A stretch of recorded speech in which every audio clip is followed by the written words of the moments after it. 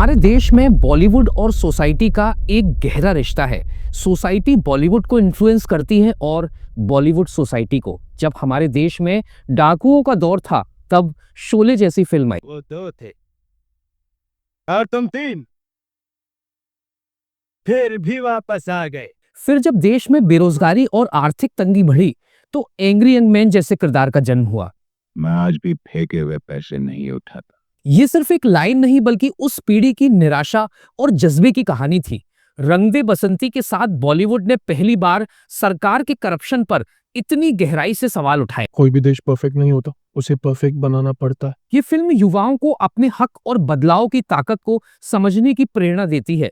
जब three idiots आई, तो हम इन्फ्लुएंस हुए और समझे कि कामयाब होने के लिए इंजीनियरिंग इकलौता रास्ता नहीं है। कि कामयाब होने के लिए नहीं, काबिल होने के लिए पढ़ो। इसने हमारे एजुकेशन सिस्टम और करियर चॉइसेस पर सवाल उठाए। जब चक दे इंडिया आई, तब हमें समझ में आया कि स्टेट्स बाद में आती हैं, पहले हम सब कश्मीर से लेके कन्याकुमारी तक इंडिया है। सिर्फ एक मुल्क का नाम सुनाई देता है, इंडिया। लेकिन क्या आपने नोटिस किया है कि हाल के कुछ सालों में प्रोपेगेंडा फिल्मों की मार्केट में एक बाढ़ सी आ गई है। सावरकर से लेकर साबरमती रिपोर्ट तक ऐसी फिल्में जो किसी खास पॉलिटिकल पार्टी की आइडियोलॉजी को सूट करती हैं। ये फिल्में बॉक्स ऑफिस पर हिट या फिर फ्लॉप तो हो सकती हैं, लेकिन प्रोपेगेंडा फैलाने के लिहाज से ब्लॉकबस्टर ही रहती है। इन फिल्मों में राष्ट्रवाद, धर्म, पाकिस्तान, अस वर्सेस देम का जबरदस्त तड़का लगाया गया। 300 करोड़ कमाने वाली इन फिल्मों ने 3-3 घंटे में इतनी नफरत और प्रोपेगेंडा फैला दिया, जितना हमारे न्यूज चैनल्स 3 महीने में भी नहीं कर पाते। कुछ भी। और इसका असर ये हुआ कि लोग सिनेमा हॉल से बाहर आकर ना सिर्फ एंटरटेन हुए, बल्कि अपनी सोच में जहर भी भरते गए। हमने बहुत बर्दाश्त किया है, अब बर्दाश्त नहीं करेंगे। कठुआ को इस देश से निकाल के भगा। इनकी औरतों का भी यही हश्र होगा। इन फिल्मों में फैक्ट्स और एक्टिंग की जगह हेट, प्रोपेगेंडा और पॉलिटिक्स ने ले ली। ये फिल्में सोसाइटी में डिवीजन तो बढ़ाती ही हैं, बल्कि हमारे सिनेमा की उस ताकत को भी कमजोर करती हैं जो हमें एकजुट करने का काम करती थी। तो दोस्तों, आज के इस वीडियो में हम रिव्यू करते हैं कुछ ऐसी मूवीज का जिन्हें देखते समय क्या आपको पता चला कि आप एक प्रोपेगेंडा का हिस्सा बन चुके हैं। साला हिंदुस्तान में जब तक सलीमा है, लोग चूतिया बनते रहेंगे। नमस्कार दोस्तों, तारीख 10 जनवरी 2019। बॉलीवुड के 1 दर्जन से अधिक बड़े कलाकार प्राइवेट जेट से मुंबई से दिल्ली पहुंचते हैं। दिल्ली में इन्हें प्रधानमंत्री नरेंद्र मोदी द्वारा एक खास मीटिंग के लिए आमंत्रित किया गया था। मोदी जी के साथ बॉलीवुड कलाकारों की इस मीटिंग को अरेंज किया था फिल्म प्रोड्यूसर महावीर जैन ने। मीटिंग के दौरान मोदी जी ने बॉलीवुड कलाकारों और प्रोड्यूसर से अपील की कि वो अपनी फिल्मों में भारतीय संस्कृति, नैतिक मूल्यों और देशभक्ति को प्रमोट करें। इसके लिए नरेंद्र मोदी जी ने साल 2019 के लोकसभा चुनाव के समय बॉलीवुड की कई बड़ी हस्तियों से कम 4 बार निजी तौर पर मुलाकात करके मूवी टिकटों पर लगने वाले जीएसटी में कमी कर दी। अब इसके बाद जो हुआ वो काफी दिलचस्प है। करण जौहर ने मोदी जी के साथ बॉलीवुड सितारों की एक ग्रुप सेल्फी इंस्टाग्राम पर पोस्ट की और लिखा, टिकट टैक्स में राहत के लिए धन्यवाद। रणवीर सिंह तो इतने खुश हुए कि उन्होंने मोदी जी को गले लगाते हुए एक तस्वीर सोशल मीडिया पर शेयर कर दी, जिसे कैप्शन दिया, जादू की झप्पी। और फिर अगले ही दिन 11 जनवरी को रिलीज हुई उरी द सर्जिकल स्ट्राइक। इस फिल्म में प्रधानमंत्री नरेंद्र मोदी और राष्ट्रीय सुरक्षा सलाहकार अजीत डोभाल की 2016 के सर्जिकल स्ट्राइक की योजना बनाने के लिए खुलकर प्रशंसा की जाती है। हालांकि डायरेक्टर आदित्य धर ने साफ कहा कि ये फिल्म राजनीति से प्रेरित नहीं है, बल्कि भारतीय सेना के सम्मान में बनाई गई है। लेकिन दिलचस्प बात यह है कि फिल्म रिलीज होने के बाद हाउस द जोश डायलॉग लोकसभा चुनाव प्रचार का हिस्सा बन गया और खुद मोदी जी और बीजेपी के नेताओं ने इसे जमकर इस्तेमाल किया। हाउ इज द जोश?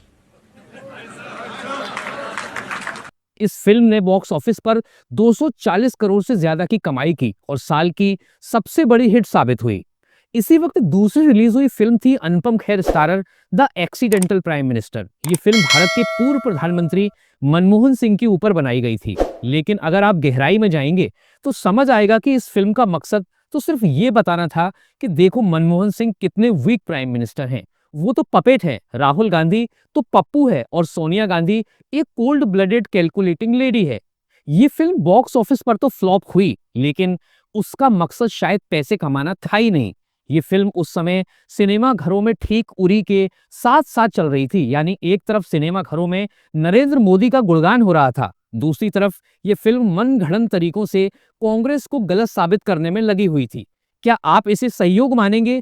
लेकिन रुकिए, कहानी यहाँ खत्म नहीं होती। इसके बाद आई तीसरी फिल्म पीएम नरेंद्र मोदी। जी हाँ, यह फिल्म नरेंद्र मोदी जी की बायोपिक थी और इसे लोकसभा चुनाव 2019 के दौरान रिलीज किया जाना था। तारीख तय की गई 5 अप्रैल 2019, चुनाव के ठीक पहले दिन। इस फिल्म का मकसद था यह बताना कि देखो नरेंद्र मोदी कितने स्ट्रॉन्ग लीडर हैं, कोई पप्पू कोई पपेट नहीं है, 56 इंच का सीना है और 2002 के गुजरात दंगों में सबसे ज्यादा परेशान, सबसे ज्यादा हृदय में चोट इन्हीं को लगी थी। मेरा गुजरात चल रहा है। इस फिल्म की शूटिंग 28 जनवरी 2019 को शुरू हुई और सिर्फ 2 महीनों के अंदर इसे पूरा कर दिया गया। दोस्तों सोचिए, एक बायोपिक जिसमें महीनों की रिसर्च और प्रोडक्शन लगना चाहिए, वो इतनी जल्दी कैसे तैयार हो गई? ऐसा लगता है कि इसे सिर्फ और सिर्फ चुनावी फायदे के लिए जल्दबाजी में बनाया गया। हालांकि चुनाव आयोग ने इसे आचार संहिता का उल्लंघन मानते हुए रोक दिया, लेकिन कहानी यही खत्म नहीं हुई। चुनाव खत्म होते ही इस फिल्म को 24 मई 2019 को अब कोई रोक नहीं सकता टैगलाइन के साथ रिलीज किया गया। 8 करोड़ के बजट में बनी इस फिल्म ने 28 करोड़ रुपए की कमाई की। उस साल इन 3 फिल्मों के अलावा भी ठाकरे और मणिकर्णिका जैसी प्रोपेगेंडा फिल्में रिलीज हुईं, जो बॉक्स ऑफिस पर औसत साबित हुईं, लेकिन किसी भी मूवी ने कोई बड़ी सक्सेस हासिल नहीं की। तब जाकर प्रोड्यूसर्स को समझ में आया कि जनता को अगर भड़काना है तो ऐसे फिल्म बनानी पड़ेगी जिससे उनके दिल में डर पैदा हो। अब ये डर रियल हो या फिक्शनल हो, ये मैटर नहीं करता। और फिर ये बेरोजगारी, महंगाई, चाइना, इकोनॉमी, ये सब छोटी मोटी चीजों से लोगों को डर नहीं लगता है। डर तो कुछ बड़ा है। डर इतिहास में है। डर बीती हुई गलतियों के ऊपर होता है। अस वर्सेस देम 80-20 से होता है। चड्डी भले ही फटी हुई हो, लेकिन 50 से 500 साल पहले जो हुआ है उसका बदला लेना है, उसका प्रतिशोध लेना है। और ये फॉर्मूला डिस्कवर किया बॉलीवुड ने, और फिर इसी स्ट्रेटेजी के तहत अगली बड़ी फिल्म आई साल 2022 में, द कश्मीर फाइल्स। इसी साल फरवरी मार्च महीने में उत्तर प्रदेश, उत्तराखंड और पंजाब में चुनाव थे। कश्मीर फाइल्स कश्मीरी पंडितों पर हुए अत्याचारों और 90s में सरकार की मिलिटेंसी के सामने जो हार थी उस पर आधारित पिक्चर है। कश्मीर फाइल्स के रिलीज होने के कुछ दिनों बाद ही इसे उत्तर प्रदेश, मध्य प्रदेश, कर्नाटक और गोवा में टैक्स फ्री कर दिया गया। प्रधानमंत्री नरेंद्र मोदी जी ने बीजेपी की संसदीय समूह की बैठक में कहा कि आप सभी को इसे देखना चाहिए। मोदी जी ने कहा, फिल्म ने उस सच्चाई को दिखाया है जिसे सालों से दबाया गया था। कश्मीर फाइल्स में सच्चाई की जीत हुई है। इन दिनों आपने देखा होगा कश्मीर फाइल फिल्म की चर्चा चल रही है कि जिस सत्य को इतने सालों तक दबा करके रखा, उसको तथ्यों के आधार पर जब बाहर लाया जा रहा है और कोई मेहनत करके ला रहा है, तो उसको पूरी इकोसिस्टम लग गई है, पूरी इकोसिस्टम लग गई है। लेकिन मोदी जी जिस कश्मीर फाइल्स में सच्चाई की जीत बता रहे थे, वो फिल्म आसानी से 2 सवालों के जवाब भी नहीं दे पा रही थी कि 1990 से पहले कश्मीर घाटी में कितने कश्मीरी पंडित रहते थे और 1990 के बाद कितने लोग पलायन कर गए। ये बात बिल्कुल सही है कि इतिहास में जो कश्मीरी पंडितों के साथ हुआ वो वाकई दर्दनाक था। एक पूरे समुदाय को उनकी जड़ों से उखाड़ फेंका गया। लेकिन इस मूवी ने यह बताना जरूरी नहीं समझा कि पाकिस्तानी मिलिटेंट्स ने कश्मीरी पंडितों को तो मारा ही मारा, लेकिन उससे कई गुना ज्यादा मुसलमानों को भी मारा, क्योंकि उनका एजेंडा हमारे देश को खत्म करना था, ना कि सिर्फ पर्टिकुलर किसी एक ग्रुप को। और ये भी सच है कि हमारे देश की किसी भी सरकार, किसी भी पार्टी ने उनके साथ आज तक इंसाफ नहीं किया। लेकिन सिलेक्टिव नैरेटिव खूब हिट हुआ, लोगों ने इसे खूब पसंद किया, लोग पिक्चर देखकर खूब रोए। 25 करोड़ के बजट में बनी हुई पिक्चर उससे 10 गुना ज्यादा पैसे कमाती है। लेकिन फिल्म का मकसद क्या होना चाहिए था? शायद ये कि कश्मीरी पंडितों को न्याय दिलाने की बात हो, उनकी कहानी सही तरीके से लोगों तक पहुंचे। लेकिन यहां मकसद थोड़ा अलग दिखा। ये फिल्म लोगों को हिंसा के लिए उकसा रही थी, न केवल कश्मीरी मुसलमानों के खिलाफ बल्कि सभी मुसलमानों के खिलाफ। साफ साफ ये फिल्म मैसेज दे रही थी कि यदि मुसलमानों की पॉपुलेशन तुमसे ज्यादा बढ़ गई तो ये लोग तुम्हें भी इसी तरीके से तुम्हारे घर से बेदखल कर देंगे। नफरत का जबरदस्त तड़का, लोगों को तो हार्ट अटैक आने लगा और ये नफरत का सुपरहिट फॉर्मूला बन गया। अगली बड़ी फिल्म आई कर्नाटक विधानसभा चुनाव के समय, द केरला स्टोरी। चूंकि इस बार चुनाव साउथ इंडिया में था तो स्टोरी भी साउथ वाली तैयार की गई। 10 मई 2023 को कर्नाटक में चुनाव हुए तो इन चुनावों से ठीक 5 दिन पहले 5 मई को ये फिल्म रिलीज की गई। आतंकी साजिश पर बनी फिल्म ये केरला स्टोरी की इन दिनों काफी चर्चा है। इसे एक फैक्चुअल मूवी कहा गया। ये भी बॉक्स ऑफिस पर एक सुपरहिट फिल्म साबित हुई। फिल्म की लागत सिर्फ 20 करोड़ लेकिन कमाती है वर्ल्ड वाइड 300 करोड़ रुपए से ज्यादा। इस फिल्म में दिखाया गया है कि कैसे केरला में एक खुफिया खेल खेला जा रहा है जिसमें बेगुनाह औरतों को इस्लाम में जबरदस्ती कन्वर्ट करके उन्हें आईसिस के पास भेजा जा रहा है। इस फिल्म और फिल्म के डायरेक्टर के अकॉर्डिंग करीब 32,000 लड़कियों के साथ ऐसा किया गया है जो कि आज के दिन सीरिया और यमन के रेगिस्तान में दफन है। पर जब फैक्ट्स टटोले गए तो पता चला कि 3,000, 30,000 या 32,000 तो नहीं, असल में ऐसी 3-5 महिलाएं हैं जो इस तरीके से आईसिस में शामिल हुई थी। उनको सीधा सीधा इस फिल्म में 32,000 बना दिया गया, जबकि फिल्म का मकसद होना चाहिए था कि अगर ऐसा 3-5 लड़कियों के साथ भी हुआ है तो गलत हुआ है। ये दिखाना चाहिए था कि रिलीजन को as a tool kit use करके कैसे लोग इसे पॉलिटिक्स के लिए, धर्म का नाम लेकर टेररिज्म के लिए इस्तेमाल कर रहे हैं। लेकिन फिल्म का मकसद तो कुछ और ही था। फिल्म का मकसद था कि डर ऐसे तरीके से फैलाओ कि देखो आज केरला में ये 32,000 लड़कियों के साथ हुआ है, कल को आपकी बेटियों के साथ भी ऐसा ही होगा। और ऐसा करने वालों को कैसे पहचानेंगे? उनके कपड़ों से, उनके रहन सहन से, उनके खान पान से। कुल मिलाकर फिल्म का एजेंडा सिर्फ नफरत फैलाना ही था। जब नंबर्स को लेकर कंट्रोवर्सी बढ़ी तब सुप्रीम कोर्ट को ऑर्डर तक देना पड़ा कि पिक्चर से पहले ये बात लोगों को बताओ कि ये काल्पनिक कहानी है और फिल्म के ट्रेलर से ये जो 32,000 का नंबर है इसे भी हटाओ। लेकिन पिक्चर तब तक रिलीज हो गई थी, अच्छा खासा बॉक्स ऑफिस कलेक्शन भी कर चुकी थी और लोगों में तब तक नफरत भी फैला चुकी थी। पिक्चर के निर्माताओं ने कहा कि हम सुप्रीम कोर्ट के आदेश का पालन करेंगे और उन्होंने उसके बाद बैनर भी लगवा दिया और 32,000 का आंकड़ा जो पहले फैक्ट था वो फिर फिक्शन बन गया। और वैसे भी रील्स के जमाने में आजकल लॉजिक और फैक्ट्स की किसे पड़ी है। अब जिस फिल्म के बारे में सुप्रीम कोर्ट ने ही कह दिया कि ये फिल्म सच्ची घटना पर आधारित नहीं है तो वहीं प्रूव हो जाता है कि ये पिक्चर प्रोपेगेंडा फिल्म थी। लेकिन क्या डिस्क्लेमर ऐड कर देने मात्र से फिल्म का प्रोपेगेंडा और उसका असर खत्म हो जाएगा? उत्तर प्रदेश और मध्य प्रदेश में इसे टैक्स फ्री कर दिया गया। प्रोपेगेंडा पर आधारित फिल्म को टैक्स फ्री करने का क्या मकसद हो सकता है? ये आप नीचे कमेंट करके जरूर बताइएगा। उसके बाद आती है गदर पार्ट 2। इस मूवी ने वो किया जो किसी ने सोचा भी नहीं था, 700 करोड़ रुपए का कलेक्शन। सनी देओल जो शायद खुद भी ये सोच रहे होंगे कि मैंने ऐसा क्या कर दिया इस फिल्म में। लेकिन सच्चाई ये है कि हैंडपंप उखाड़ना, पाकिस्तानियों को हराना, उनके घर में घुसकर उनको मारना, ये सब हमें इतना टर्न ऑन देता है कि मूवी की बेतुकी स्टोरी लाइन और अमीषा पटेल की ओवर एक्टिंग के बावजूद पिक्चर साल की one of the biggest hit बनी। ये सब सक्सेस देखकर हमारे देश के नेता भी सोच रहे होंगे कि चुनाव जीतने के लिए अरबों खरबों रुपए खर्च करने और गोदी मीडिया को पालने की क्या जरूरत है। बस एक बेरोजगार डायरेक्टर को पकड़ो, एक फिल्म बनाओ, उसमें अस वर्सेस देम का फॉर्मूला डालो, राष्ट्रवाद का तड़का लगाओ, पुलवामा जैसे मुद्दों को बार बार दिखाओ और जनता को भड़काओ। चुनाव जीतने का इतना सस्ता और असरदार मास्टर स्ट्रोक कहीं हो ही नहीं सकता। खैर, उसके बाद अगली फिल्म आती है गांधी वर्सेस गॉडसे।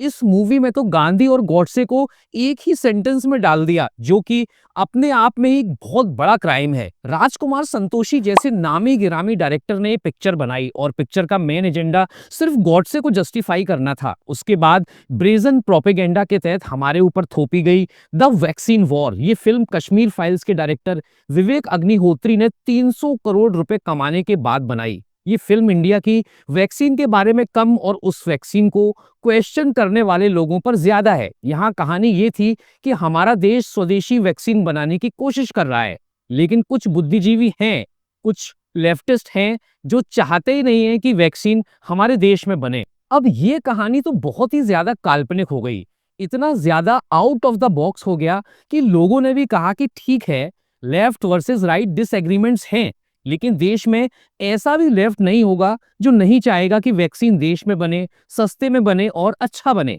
लेकिन विवेक अग्निहोत्री का मिशन एकदम क्लियर था। ये जो लेफ्टिस्ट हैं, लिबरल्स हैं, बुद्धिजीवी हैं, जो सरकार पर सवाल उठाते हैं, यही देश को आगे बढ़ने से रोकने की कोशिश करते हैं। यही वो लोग हैं जो देश को आगे बढ़ने देना नहीं चाहते। खैर, ये पिक्चर बॉक्स ऑफिस पर पूरी तरह से ध्वस्त हो गई। फिर आती है 72 हूरें। फिल्म की प्लॉट आपको बताने की जरूरत नहीं। फिल्म क्यों बनाई, किसने बनाई, किसके लिए बनाई, किसको टारगेट करके बनाई, अगर मैं आपको ये सारी चीजें बताने की कोशिश करूं तो आपका इंटेलेक्ट कहाँ रह जाएगा। ये सारी चीजें तो अब इतनी ऑब्वियस हो चुकी हैं। और मजे की बात यह है कि ये फिल्म 2019 में बनी थी, पर रिलीज होती है 2023 में। निर्माताओं ने सोचा होगा कि 2019 तो हमने पहले ही जीत लिया है, इस मास्टर स्ट्रोक को 2024 इलेक्शन से पहले रिलीज करते हैं, लेकिन फिल्म फ्लॉप कर जाती है। उसके बाद आती है स्वतंत्र वीर सावरकर। वीर सावरकर एक कंट्रोवर्शियल फिगर, किसी के लिए हीरो तो किसी के लिए विलेन। फिल्म का मकसद था सावरकर को एक असली हीरो बताना और गांधी नेहरू को विलेन की तरह पेश करना। फिल्म सीधा सोचने वाली बात यह है कि भारत को आजादी मिली 1947 में। अगर 35 साल पहले आजादी मिलनी थी तो ये साल होता 1912, लेकिन गांधी जी तो 1915 में साउथ अफ्रीका से भारत वापस आए थे। मतलब जब गांधी जी भारत में थे ही नहीं, तब वो आजादी रोक कैसे सकते थे। ऐसे बेतुके आर्ग्यूमेंट से फिल्म सावरकर की एक इमेज सेट करने की कोशिश करती है, लेकिन पूरी तरह से नाकाम रहती है। कुल मिलाकर ये फिल्म एक प्रोपेगेंडा फिल्म लगती है जो इतिहास को तोड़ मरोड़ कर पेश करती है। फिर आती है मैं अटल हूं। ये अटल बिहारी वाजपेयी जी की बायोपिक थी। संसद में उनके भाषण, उनकी पोएट्री, देश के लिए उनका योगदान काफी सराहनीय है। फर्स्ट हाफ में इंडिया की हिस्ट्री को वाजपेयी जी के लेंस से देखने का एक मौका मिलता है, लेकिन सेकंड हाफ आते आते ये फिल्म अपना ट्रैक पूरी तरह से खो देती है। ये सीधे सीधे बीजेपी की एक लंबी एडवर्टाइजमेंट बन जाती है। अटल बिहारी वाजपेयी जी को लार्जर देन लाइफ बनाने की कोशिश की गई है। एक बायोपिक का मकसद सिर्फ अच्छाई दिखाना नहीं होता। एक सही बायोपिक में उस इंसान की अच्छाई, बुराई, कमजोरी और ताकत सबको दिखाना चाहिए। यहाँ कांग्रेस पार्टी को एक कार्टून की तरह पेश किया गया है और फिल्म सफेदी करने की कोशिश से ज्यादा कुछ नहीं लगती। कुल मिलाकर एक और प्रोपेगेंडा फिल्म। ये फिल्म बॉक्स ऑफिस पर पूरी तरह से ध्वस्त हो जाती है। उसके बाद केरला स्टोरी के डायरेक्टर सुदीप्तो सेन और प्रोड्यूसर विपुल अमृतलाल शाह की दूसरी पेशकश बस्तर द नक्सल स्टोरी। ये पिक्चर बेसिकली नक्सल्स अटैक पर बेस्ड है। अब ये बनाई गई इसलिए क्योंकि अचानक से निर्माताओं को याद आया कि अरे भाई, वो जो कम्युनिस्ट हैं वो तो रह गए, लगे हाथों उनको भी लपेटे में ले लेते हैं। फिल्म की टैगलाइन थी 100 years of communism, 100 million dead. हमारे देश में नक्सलिज्म एक बहुत ही कॉम्प्लिकेटेड इंटरनल सिक्योरिटी इशू है। इस पर फिल्म बननी चाहिए, लेकिन इस फिल्म का मकसद तो बस लेफ्ट को खींचना था, उन्हें नेगेटिव लाइट में दर्शाना था, क्योंकि टारगेट नक्सलिज्म नहीं था, टारगेट तो अर्बन नक्सल थे। बेसिकली वो लोग जो सरकार के खिलाफ बोलते हैं, जो ट्राइब्स के लिए बोलते हैं, मुश्किल सवाल उठाते हैं, रियल इश्यूज पर डिस्कस करते हैं। यही कोशिश रजाकार मूवी में भी की गई। इसे तेलंगाना बीजेपी लीडर गुडूर नारायण रेड्डी ने प्रोड्यूस किया। हैदराबाद जेनोसाइड पर बनी इस पिक्चर का एजेंडा इतिहास में जहां गलतियां हुई उसे एक्सप्लोर करना, उसे डॉक्यूमेंट करना नहीं है, बल्कि सिर्फ नफरत फैलाना था। तेलुगु फिल्म इंडस्ट्री में पहली बार ऐसा बॉलीवुड स्टाइल प्लॉट उठाया गया। सिंपल मैथ लगाया गया कि कैसे भी बस लोगों को यह दिखाना है कि मुसलमान बुरे हैं, अगर आप उनको पावर दोगे तो वो कैसे आपको बर्बाद कर देंगे। उसके बाद अगली पेशकश जहांगीर नेशनल यूनिवर्सिटी JNU। ये फिल्म देश की सबसे बेहतरीन यूनिवर्सिटी जवाहरलाल नेहरू यूनिवर्सिटी को बदनाम करने के लिए बनाई गई थी। 2016 में JNU में जो कंट्रोवर्सी हुई थी, जो प्रोटेस्ट हुआ था, उसी को बेस मानकर ये फिल्म बनाई गई है। फिल्म में छुपाने की भी कोशिश नहीं की गई कि यहाँ पर प्रोपेगेंडा हो रहा है। फिल्म की टैगलाइन थी can one university bring down the nation. ये कैसी घटिया सोच है कि एक यूनिवर्सिटी पूरे देश को हिला सकती है। खास करके वो यूनिवर्सिटी जिसे हमारी सरकार ने पिछले कई सालों से टॉप 3 या टॉप 1 और टॉप 2 यूनिवर्सिटीज में शामिल किया है। जो यूनिवर्सिटी वर्ल्ड फेमस है, वो यूनिवर्सिटी क्या देश को गिरा सकती है? हाँ, किसी पॉलिटिशियन की इमेज को जरूर चोट पहुंचा सकती है। सीधा सीधा फिल्म का मकसद था वर्ल्ड प्ले करके जेएनयू और जेएनयू के स्टूडेंट्स को देश का दुश्मन दिखाना। इन लोगों ने पता नहीं नाम जहांगीर क्यों रख दिया, सीधा सीधा जवाहरलाल नेहरू यूनिवर्सिटी रख देते, कौन रोकने वाला था? कुल मिलाकर फिल्म निर्माताओं ने बेशर्मी की सारी हदें पार की, लेकिन उसके बावजूद भी ये फिल्म फ्लॉप साबित हुई। उसके बाद आई आर्टिकल 370। इसमें जम्मू एंड कश्मीर की करंट सिचुएशन को दिखाया गया है, लेकिन इसमें भी रूलिंग गवर्नमेंट की खूब वाहवाही की गई है। फैक्ट्स को तोड़ा मरोड़ा गया है। फिल्म के डायरेक्टर ने खुद कहा कि ये film fiction based on actual events है। खुद मोदी जी ने भी इस पिक्चर को प्रमोट किया है और अपनी इमेज बिल्डिंग की है, लेकिन कहीं ना कहीं ये फिल्म भी वन साइडेड ही है। वहां जो लीडर्स थे जिन्हें आपने हाउस अरेस्ट किया, जिनको चुप करने के लिए आपने इंटरनेट से वंचित रखा, जिनको बोला गया कि अच्छे दिन आएंगे, लेकिन अभी तक उनके अच्छे दिन नहीं आए, ना वैली में सिक्योरिटी उतनी वापस आई है, टेरर अटैक्स फिर से शुरू हो गए हैं, तो ओवरऑल फिल्म को अगर थोड़ा सा और रियलिस्टिक बनाया जाता तो बेटर होता। इसके बावजूद इस पिक्चर ने बॉक्स ऑफिस में 100 करोड़ रुपए से ज्यादा की कमाई की। महाराष्ट्र और झारखंड के विधानसभा चुनावों से ठीक पहले 15 नवंबर 2024 को द साबरमती रिपोर्ट रिलीज हुई। ये फिल्म गोधरा अग्निकांड के ऊपर बेस्ड है। साल 2002 में गुजरात के गोधरा में साबरमती एक्सप्रेस की 2 बोगियों में आग लगा दी जाती है, जिसमें कई लोग जलकर मारे जाते हैं। कुछ लोग इस घटना को एक्सीडेंट मानते हैं, जबकि कुछ लोग इसे एक सोची समझी साजिश मानते हैं, क्योंकि इसके बाद ही गुजरात में भयंकर दंगे भी भड़क उठे थे। इस टॉपिक पर मैंने एक डिटेल वीडियो बनाया है, आप चाहें तो उसे यहां क्लिक करके देख सकते हैं। अब टॉपिक पर वापस आते हैं। साबरमती एक्सप्रेस में लगी आग एक साजिश थी या एक्सीडेंट था? इसकी सच्चाई लोगों तक पहुंचाने के लिए ये पिक्चर बनाई गई। एक्चुअली पूरा देश ही ये जानना चाहेगा कि आखिर ये जो गुजरात में हुआ, पहले गोधरा कांड हुआ, उसके बाद जो दंगे हुए, फिर जो नरसंहार हुआ, उसके पीछे की हकीकत क्या थी, कौन उसके लिए जिम्मेदार था?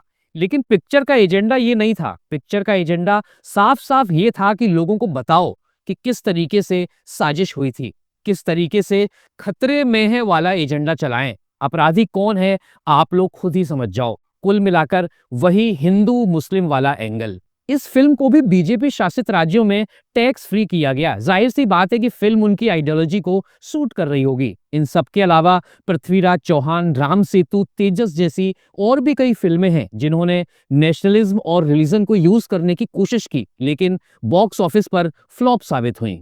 अभी इसी प्रोपेगेंडा सीरीज के तहत अभिनेत्री कंगना रनौत, जो कि खुद बीजेपी की मंडी लोकसभा सीट से सांसद है, उनकी इमरजेंसी मूवी जनवरी में रिलीज होने वाली है। इस मूवी में उन्होंने कांग्रेस की पूर्व प्रधानमंत्री रही इंदिरा गांधी का किरदार निभाया है। देश की जनता इस फिल्म को कितना प्यार देगी ये तो आने वाला वक्त ही बताएगा। लेकिन क्या हमने कभी सोचा है कि अगले कुछ सालों में हम किस तरह की फिल्में देख रहे होंगे? क्योंकि हर बार चुनावी मौसम आते ही प्रोपेगेंडा फिल्मों का बाजार गर्म हो जाता है। अब सवाल ये है कि क्या आगे भी यही सिलसिला जारी रहेगा? दोस्तों, सिनेमा का मतलब केवल मनोरंजन ही नहीं है। जो फिल्में हम देखते हैं वो सिर्फ हमारे मूड को नहीं, बल्कि हमारे थॉट्स और हमारी सोसाइटी को भी डीपली इम्पैक्ट करती है। नफरत उन हिंदुओं से करो जो सेकुलर है, वो इस्लामिक टेरर है। अकॉर्डगन की माँ की कि अपने धर्म को मानो, अपने धर्म के लड़के से प्यार करो। हमने बहुत बर्दाश्त किया है, अब बर्दाश्त नहीं करेंगे। कठुआ को इस देश से निकाल के भगा, इनकी औरतों का भी यही हश्र होगा। प्रोपेगेंडा मूवीज का मैसेज एकदम क्लियर रहता है कि कैसे एक कम्युनिटी के कारण सारी प्रॉब्लम्स क्रिएट होती हैं, कैसे एक ग्रुप एंटी नेशनल एक्टिविटी करता है। जो ग्रुप सरकार से मुश्किल सवाल पूछता है तो वो प्रोपेगेंडा कर रहा है, मतलब वो सवाल पूछकर देश को ही खतरे में डालने का काम कर रहा है। लेकिन वही प्रोपेगेंडा अगर गवर्नमेंट के फेवर में है तो गवर्नमेंट भी उसे प्रमोट करती है। ये थोड़ा अजीब लगता है, लेकिन आज के देश में बड़े बड़े पोजीशन पर बैठे मंत्री लोग भी पिक्चरों को प्रमोट कर रहे हैं, पर वो आखिर करें भी तो क्या? उनको भी तो इलेक्शन जीतना है। और जब आपके पास जमीन में क्या काम हुआ है ज्यादा दिखाने के लिए है नहीं, लोगों की जेबें खाली है, महंगाई बढ़ रही है, तो फिर आपको यही सब तो दिखाना पड़ेगा। आज ये बहुत जरूरी हो गया है कि हम फिल्मों के पीछे छिपे एजेंडों को समझें। दोस्तों, सिनेमा एक बहुत पावरफुल टूल है। इसका इस्तेमाल पॉजिटिव या फिर नेगेटिव दोनों वे में किया जा सकता है। ये हम पर डिपेंड करता है कि हम इसे कैसे इस्तेमाल करते हैं। जितनी भी प्रोपेगेंडा फिल्मों का हमने इस वीडियो में जिक्र किया वो इसके एग्जाम्पल्स हैं। इसलिए दोस्तों, सिनेमा को लेकर अपनी रिस्पॉन्सिबिलिटी को समझें और ऐसे कंटेंट को ही सपोर्ट करें जो खुद आपके अंदर और सोसाइटी में पॉजिटिव चेंज लाए। आज के इस वीडियो में इतना ही। धन्यवाद दोस्तों, अब मिलते हैं अगले वीडियो में।